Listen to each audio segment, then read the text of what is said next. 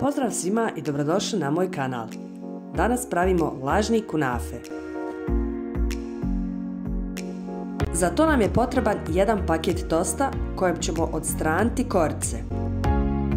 Korce možete iskoristiti za doručak, na primjer uz omlet, ili jednostavno napraviti mali popse dodavajući puter i čokoladu. Zatim tost kojem smo odstranili korce izrezati na kockice kako bi ga lakše samljeli. Ja sam koristila ovaj mali multipraktik, a vi možete i u blenderu.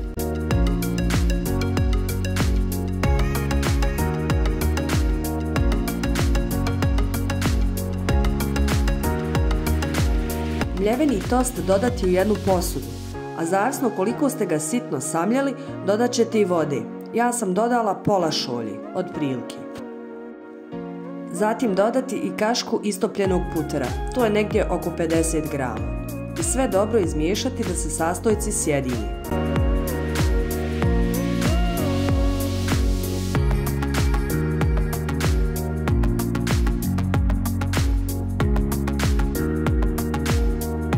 U jedan lončić dodati 3 šolje mlijeka.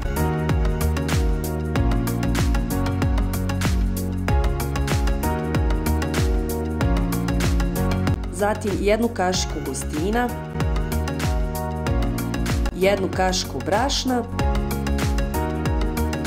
i 3 kašike šećera.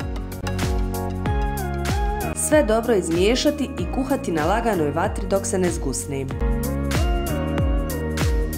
A kalup omjera 25x25 cm dobro namazati puterom i dodati pola smjese od tosta. I tapkajući rukama oblikovati ravno dno. Ako vam negdje zafali, slobodno dodajte još malo smjese, ali nemojte pretjerivati jer vam treba za drugi sloj.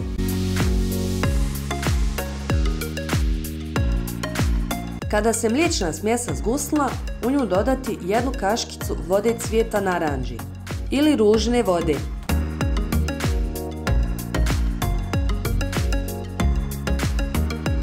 Na tost dodati oko 60 grama mozzarelle.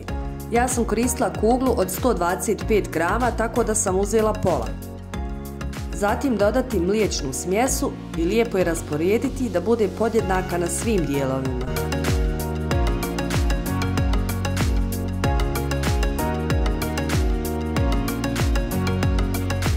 Dodati ostatak mozzarelle, to jest onih 60 grama što nam je ostalo, i na kraju posuti ostatkom mrvica tosta. Nastojte prekriti svu mliječnu površinu kako se ista tokom pečenja ne bi dizala.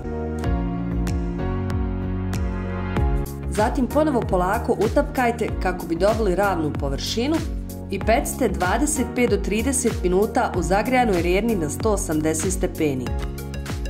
A u međuvremenu u jedan lončić dodajte jednu šolju šećera i pola šolje vode. Dobro izmiješajte i stavite da se kuha oko 15 minuta. Pred sami kraj kuhanja dodajte jednu kaškicu vode cvijeta naranče i ostavite sirup da se potpuno ohladi. A kada je površina kolača dobila lijepu bronzanu boju, izvadite ga iz rjerne i vruć zalijte hladnim sirupom, to jest agdom.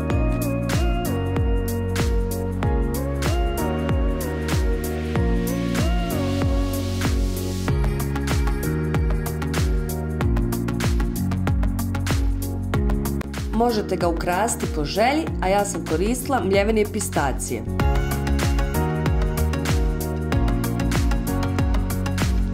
I kolač ostaviti samo malo da se ohladi. Inače, ovo je vrsta kolača koja se jede topla, pa čak i vruća, jer je tada najukusniji i arome dolaze do izražaja. A vi ako ne volite vruće ili tople kolače, možete ga ostaviti da se potpuno ohladi.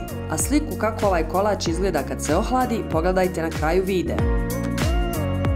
Ako se ipak odlučite za ovu topliju verziju, onda je najljepše ga servirati uz čašu hladnog čaja ili hladne vode. Možda izgledom i nije nešto, ali je stvarno savršeno ukusan i nevjerovatan spoj okusa. i vjerujem da će se i vama dopasti. Ako vam se dopada ovaj video, pretplatite se besplatno na moj kanal, ostavite like i komentar u opisu ovog videa i podijelite ovaj recept sa svojim prijateljima. Hvala!